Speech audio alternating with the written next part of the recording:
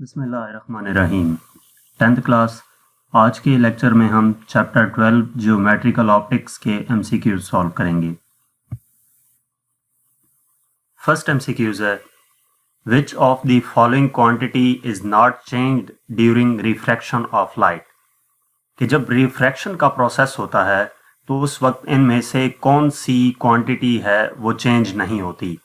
Refraction of light होता क्या है कि जो लाइट है वो एक मीडियम से दूसरे मीडियम में एंटर हो और अपना पाथ चेंज कर ले। तो इसको पहले मैं एक्सप्लेन कर लूं, फिर इनमें से ऑप्शन देखते हैं कि अगर हम इसकी डायग्राम पे गौर करें, रिफ्रैक्शन ऑफ लाइट की जो डायग्राम है, तो ये इंसिडेंट रे है जो एक मीडियम से दूसरे मीडियम में एंटर हुई तो उसने अपना पाथ चेंज कर लिया। तो सबसे पहले हम देखते हैं इट्स डायरेक्शन। तो क्या ये रे जो जा रही थी दूसरे मीडियम में एंटर होने के बाद इसको स्ट्रेट जाना चाहिए था, लेकिन उसने अपनी डायरेक्शन चेंज की है, तो फर्स्ट ऑप्शन इसका नहीं हो सकता। डायरेक्शन चेंज हो गई। उन्होंने ये कहा था कि कौन सी क्वांटिटी चेंज नहीं होगी। दूसरा ऑप्शन इसका इट्स स्पीड है, तो स्पीड पे भी इफेक्ट पड़ेगा। जाहिर सी बात है, मीडियम चेंज होने से स्पीड पे इफेक्ट पड़ता है। वो कैसे कि एयर के पार्टिकल्स के दरमियान गैप बहुत ज़्यादा होता है, तो वहाँ पे स्पीड ज़्यादा होगी। जो लिक्विड है, लिक्विड के पार्टिकल्स के दरमियान गैप गैस की निस्बत कम होता है, तो यहाँ पे उसको रेजिस्टेंस का सामना करना पड़ेगा, जिसकी वजह से उसकी स्पीड कम हो जाएगी।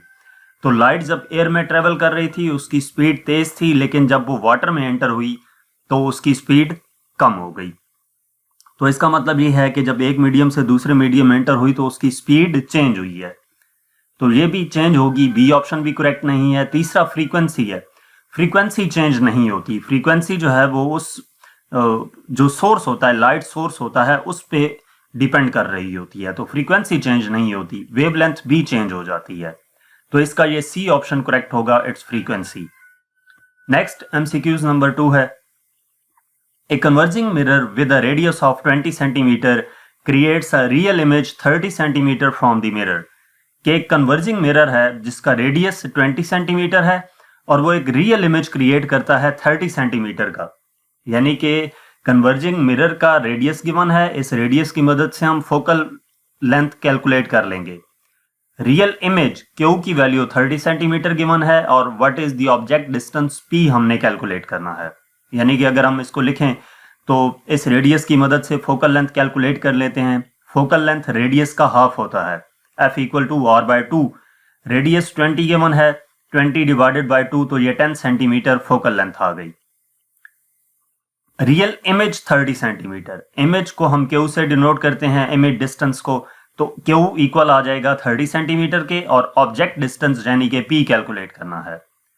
तो हम फॉर्मूला अप्लाई करेंगे, 1/f equal to 1/p plus 1/q जो है। इसमें से हमें f और q की वैल्यू गिवन है, p की वैल्यू कैलकुलेट करनी है, तो 1/10 इक्वल टू 1/p प्लस 1/30। 1/30 उस तरफ जाएगा तो माइनस हो जाएगा, यानी कि 1/10 माइनस 1/30 इक्वल टू 1/p। इसका एलसीएम लेंगे, 30 एलसीएम आएगा तो ऊपर 3 माइनस 1 आ जाएगा, यानी कि 1/p इक्वल टू 2/30। तो ये 1/15 हो जाएगा, 1/p इक्वल टू 1/15। तो ये आंसर p का जब इसका उलट करेंगे तो p इक्वल टू 15 सेंटीमीटर आ जाएगा। अब इसका मतलब क्या है कि p की वैल्यू 15 सेंटीमीटर आई है, तो ये सी ऑप्शन -15 सेंटीमीटर करेक्ट होगा। इसको हम डायग्राम की मदद से भी देख सकते हैं कि ये डायग्राम है, इसमें ये कहा गया था कि ये जो हमारे पास कन्वर्जिंग मिरर है इसकी फोकल लेंथ 10 सेंटीमीटर है, तो इस डॉट की मदद से यानी कि 5 और 6 एक गैप जो है वो 10 सेंटीमीटर का हमने रखा, यहां तक 20 आ गया और यहां तक 30 आ गया। ये फोकल लेंथ हमने 10 सेट की, तो क्यू कितना है 30 सेंटीमीटर पे, यहां से यहां तक 10 20 30, तो इमेज क्यू 30 पे बनाया। तो इस सेंस में जो ऑब्जेक्ट है वो कहां पे बन रहा है, यहाँ पे। ऑब्जेक्ट का डिस्टेंस कितना है, यहां से यहां तक 10 और 10 से आगे ये ऑलमोस्ट मिड में है, तो 10 + 5 15। तो ये डायग्रामेटिकली भी प्रूव हो गया तो कि इसका सी ऑप्शन करेक्ट होगा, -15 सेंटीमीटर।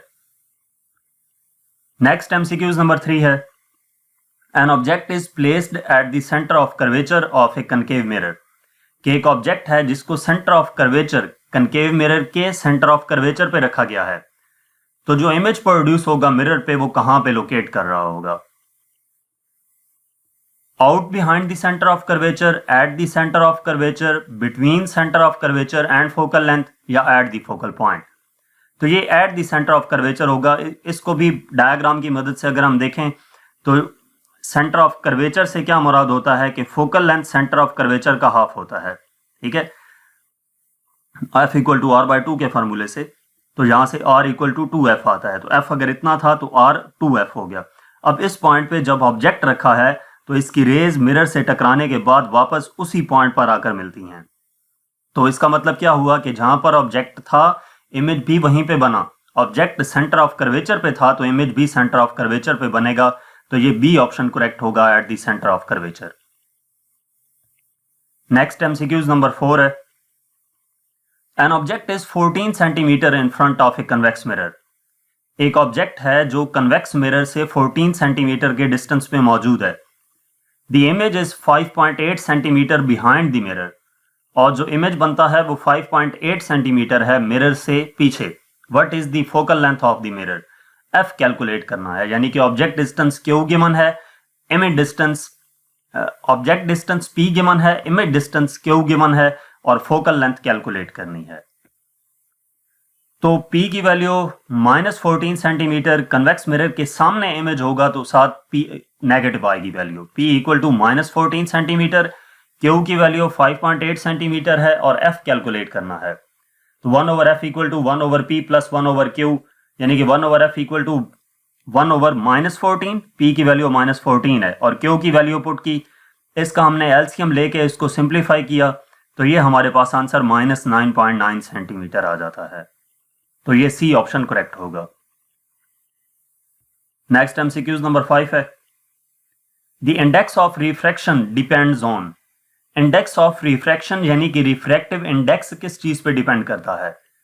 तो अगर आप सिंपली रिफ्रैक्टिव इंडेक्स के फॉर्मूले पे गौर करें तो वो speed of light in vacuum divided by speed of light in medium है। तो इसका मतलब ये है वो स्पीड ऑफ लाइट पे डिपेंड कर रहा है। तो ये बी ऑप्शन करेक्ट होगा, speed of light. Next MCQs है, MCQs number 6, which type of image is formed by a convex lens on a screen. कि किस तरह का इमेज कन्वेक्स लेंस की मदद से स्क्रीन पे बनाया जा सकता है। तो अगर हम कन्वेक्स लेंस की बात करें तो उनमें से एक केस ऐसा है जिसमें इमेज नहीं बनता। बाकी जो केसेस हैं उनके मुताबिक जो डायग्राम्स बनती हैं उनमें से एक केस में वर्चुअल इमेज बनता है और बाकी केसेस में रियल इमेज बनता है। तो अगर हम वर्चुअल इमेज की बात करें तो वर्चुअल इमेज स्क्रीन पे नहीं बनाया जा सकता, इस वजह से इस केस को साइड पे कर दें। अब हम इस केस को डिस्कस करें कि जिसमें रियल इमेज बनता है। तो रियल इमेज जब बना तो उसके लिए देखें कि सबसे पहले रेज, अब रियल इमेज होता क्या है और वर्चुअल इमेज क्या होता है वो भी मैं आपको साथ एक्सप्लेन कर दूं कि ऐसी डायग्राम जिसमें रेज लेंस में से पास होने के बाद एक्चुअली मिलती हैं उसको नाम देते हैं रियल इमेज का। तो इसमें एक्चुअली आकर रेज एक पॉइंट पर मिलती हैं तो इसकी मदद से जो इमेज फॉर्म होगा वो रियल इमेज होगा। और इस केस में जब रेज यहां से लेंस में से पास हुई तो वो किसी पॉइंट पर मिलती नहीं है, हाँ उनको बैक की तरफ एक्सटेंड किया जाता है, डॉटेड लाइंस की मदद से खुद मिलाया जाता है, तो यहां पे वर्चुअल इमेज बनता है। तो हमने इस केस को डिस्कस नहीं करना क्योंकि वर्चुअल इमेज स्क्रीन पे नहीं बन सकता। हमने क्या बताना है कि स्क्रीन पे कौन सा इमेज बनता है। तो अब अगली बात देखते हैं कि जब ये रेज लेंस में से पास होने के बाद जहां पर एक्चुअली मिलती हैं तो इमेज रियल इमेज बनेगा। इसका मतलब यह है कि जहां पे रियल है वहां उन दोनों में से कोई एक ऑप्शन करेक्ट होगा, या तो ए ऑप्शन करेक्ट है या फिर सी ऑप्शन करेक्ट है। अब दूसरा क्या इफेक्ट आ रहा है, इन्वर्टेड और अपराइट का। अब ये एरो ऊपर की तरफ था, जब रेज आकर मिली तो वो ओरिजिन वाली लाइन से जो वर्टेक्स लाइन है उससे नीचे मिलती हैं, तो एरो ऊपर से नीचे की तरफ बना। ये मैं मजीद एक्सप्लेन करूंगा कि एरो की डायरेक्शन चेंज क्यों हो जाती है, लेकिन यहां पे जस्ट इतना बता दूं कि यहां से नीचे की ऊपर की तरफ था तो ये अपराइट ऑब्जेक्ट था, लेकिन यहां पे जब इमेज बना तो ये इन्वर्ट हो गया, इसको इन्वर्टेड इमेज कहते हैं। तो ये रियल और इन्वर्टेड इमेज बना है, तो इसका ए ऑप्शन करेक्ट होगा, inverted and real. Next MCQs number 7 है, Which type of image is produced by the converging lens of human eye if it views a distant object? कि काफी दूर एक ऑब्जेक्ट पड़ा है, तो जब उसको एक ह्यूमन आई देखती है तो वो इमेज किस तरह का उसको नजर आता है। मैं अगर इसको डायग्राम की मदद से आपको दिखाऊं तो ये काफी दूर एक ऑब्जेक्ट है जिसको ह्यूमन आई की मदद से देखा जाता है, तो यहां पे इमेज उसको कैसा नजर आएगा। सबसे पहली बात, इमेज रियल है या वर्चुअल वो चेक कर लेते हैं। रेज ऑब्जेक्ट से स्टार्ट हुई, लेंस में से पास होने के बाद एक्चुअली आकर मिलती हैं, तो इसका मतलब है कि इमेज रियल इमेज बनेगा। तो ये रियल है और ये रियल है। अब ए या बी में से कोई एक ऑप्शन करेक्ट होगा। दूसरी चीज देखते हैं कि वो इमेज इरेक्ट है, सीधा बना, या इन्वर्टेड है, उल्टा बना। अगर यहां पर आकर इमेज ऐसे एरो ऊपर की तरफ बनता, इस वर्टेक्स लाइन से ऊपर की तरफ एरो बनता, तो वो इरेक्ट इमेज होता। लेकिन यहां पे इमेज जो एरो साइन है वो डाउनवर्ड शो किया गया है, ओरिजिन से स्टार्ट हुआ और नीचे की तरफ आया है, तो ये इन्वर्टेड इमेज होता है। तो इसका मतलब ये हुआ कि जिस ऑप्शन में इन्वर्टेड है वो ठीक होगा, तो ये इन्वर्टेड इमेज बनेगा इसकी मदद से। तो इसका ये B option real, inverted and diminished object होगा, इमेज होगा, जो इमेज इस ऑब्जेक्ट की मदद से इमेज फॉर्म होगा। तो ये बी ऑप्शन करेक्ट है। देखिए, ऑब्जेक्ट का आप साइज भी चेक कर सकते हैं कि ये ऑब्जेक्ट जो था वो ग्रेटर था और इमेज जो है वो स्मॉलर बना है, तो इसको हम डायमेनिश्ड कहते हैं। तो सेम साइज नहीं रहा, इस वजह से ये ऑप्शन नहीं होगा, ये वाला बी ऑप्शन करेक्ट होगा। नेक्स्ट MCQs नंबर 8 है, image formed by a camera is, camera की मदद से जो इमेज बनता है वो किस तरह का होगा? Real, inverted and diminished, virtual, upright and diminished, virtual, upright and magnified, real, inverted and magnified. तो कैमरा की मदद से जो इमेज फॉर्म होता है उसकी भी डायग्राम देखते हैं, उसकी मदद से आपको आइडिया हो जाएगा। सबसे पहली चीज, ऑब्जेक्ट की जो रेज हैं वो लेंस में से पास होने के बाद एक पॉइंट पर आकर मिलती हैं, तो इसका मतलब ये हुआ कि रियल इमेज फॉर्म होगा। तो रियल इमेज कहां पे है? एक ए ऑप्शन में है और दूसरा डी ऑप्शन में है। अब दूसरा केस देखते हैं, यहां से रेज स्टार्ट हुई और इस पॉइंट पर आकर मिली हैं, तो ये जो इमेज है वो इरेक्ट बना या इन्वर्टेड। एरो ऊपर की तरफ होता तो इरेक्ट होता, लाइन से नीचे की तरफ एरो शो किया गया है क्योंकि रेज ही इस पॉइंट पर आकर मिली हैं, तो इसका मतलब ये हुआ कि ये इन्वर्टेड आएगा यहां पे। तो रियल और इन्वर्टेड जहां पे भी मौजूद है वो वाला ठीक होगा। ये रियल है और इन्वर्टेड, और ये रियल है और इन्वर्टेड, ये तो दोनों में मौजूद है। अब हमें तीसरा पॉइंट चेक करना पड़ेगा कि ये इमेज डायमेनिश्ड बना है या मैग्नीफाइड है।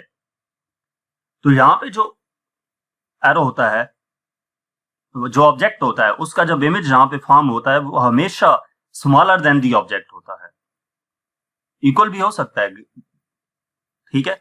अब असल में होता क्या है कि आप फॉर एग्जांपल कैमरे की मदद से आप एक पहाड़ की तस्वीर लेते हैं, पहाड़ इतना ज्यादा बड़ा था, उसका जब इमेज बना तो वो एक छोटी सी जो आपकी स्क्रीन है, लैपटॉप की स्क्रीन है, उसके ऊपर वो इतना बड़ा पहाड़ आ जाता है। यानी कि ऑब्जेक्ट बड़ा था और इमेज छोटा बना, तो वो मैग्नीफाई होके तो नहीं बनाना, तो उसका मतलब है वो इमेज डायमेनिश्ड है।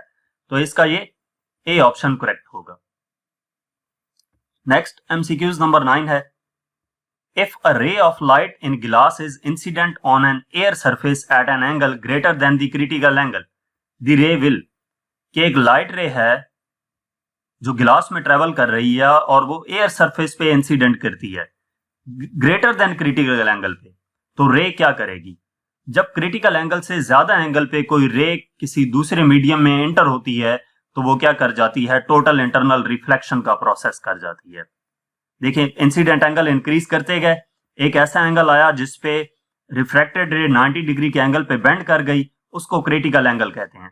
उस एंगल से ज्यादा इंसिडेंट एंगल रखा जाए तो वो रे टोटली इंटरनली रिफ्लेक्ट कर जाती है। तो इसका मतलब क्या हुआ? ये रे क्या करेगी? रिफ्लेक्ट ओनली, ये उसी सरफेस में, गिलास में ही जहां से रे जा रही थी, रिफ्लेक्ट होके उसी सरफेस में वापस आ जाएगी। तो ये बी ऑप्शन करेक्ट आएगा। जब बी क्रिटिकल एंगल से ज्यादा एंगल पे इंसिडेंट रे एंटर की जाएगी तो वो सिर्फ रिफ्लेक्शन करेगी, वहां पे टोटल इंटरनल रिफ्लेक्शन का प्रोसेस होता है। लास्ट एमसीक्यूज नंबर 10 है, the critical angle for a beam of light passing from water into air is 48.8 degree centigrade. यानी कि क्रिटिकल एंगल गिवन है। This means that all light rays with an angle of incidence greater than this angle will be. कि इसका मतलब क्या है कि इस एंगल से ज्यादा एंगल पे जितनी भी रेज एंटर होंगी वो क्या करेंगी, वो टोटल इंटरनल रिफ्लेक्शन का प्रोसेस करेंगी, जो कि आपको पिछले डायग्राम में भी बताया है कि क्रिटिकल एंगल से ज्यादा एंगल पे जब कोई भी रेज एंटर की जाएंगी तो वो रिफ्रैक्शन का प्रोसेस नहीं कर सकती, वो रिफ्लेक्ट हो जाएंगी, टोटल इंटरनल रिफ्लेक्शन का प्रोसेस करेंगी। तो इसका बी ऑप्शन करेक्ट आएगा, टोटली रिफ्लेक्टेड। तो यहां तक इस चैप्टर के एमसीक्यूज थे। मजीद किसी भी चैप्टर की एक्सरसाइज का सॉल्यूशन देखने के लिए आप हमारी वेबसाइट विजिट कर सकते हैं। इसके अलावा आप हमें इंस्टाग्राम, फेसबुक और यूट्यूब पर फॉलो करें। और अगर आप हमसे किसी भी सब्जेक्ट की ऑनलाइन या होम ट्यूशन पढ़ना चाहते हैं तो व्हाट्सएप पे कांटेक्ट कर सकते हैं। Thank you.